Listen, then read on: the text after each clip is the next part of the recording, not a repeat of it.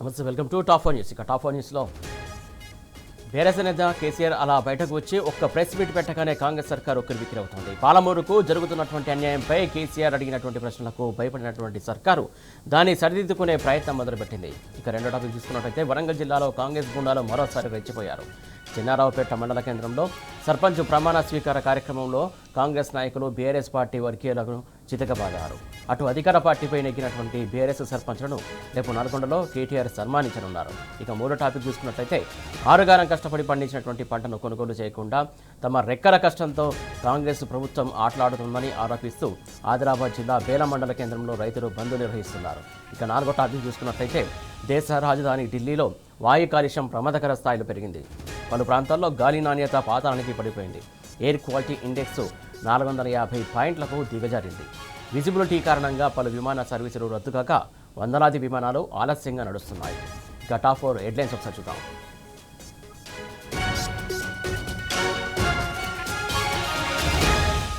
ఇక top 1 news చూస్తున్నాం. కేసీఆర్ సింహ గర్జనతో కాంగ్రెస్ కకావికలం, పాలమూరుకు మంత్రుల పరుగులు. ఇక టాప్ 2 న్యూస్ చూస్తున్నాం. రెచ్చిపోతున్న హస్త మూకలు, ఓటమిని జీర్ణించుకోలేక దాడులు.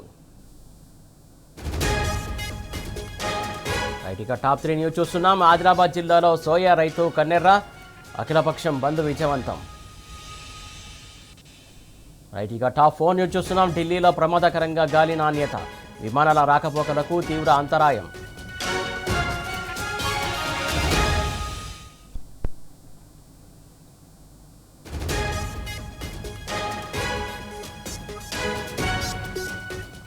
ఇక టాప్ 1 న్యూస్ చూస్తున్నాం. కేసీఆర్ సింహ గర్జనతో కాంగ్రెస్ కకావికలం, పాలమూరుకు మంత్రుల పరుగులు.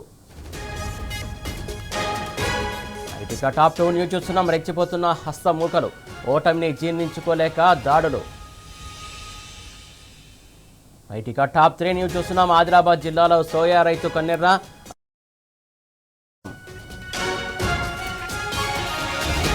ఇక టాప్ 4 న్యూస్ చూస్తున్నాం. ఢిల్లీలో ప్రమాదకరంగా గాలి నాణ్యత, విమానాల రాకపోకలకు తీవ్ర అంతరాయం.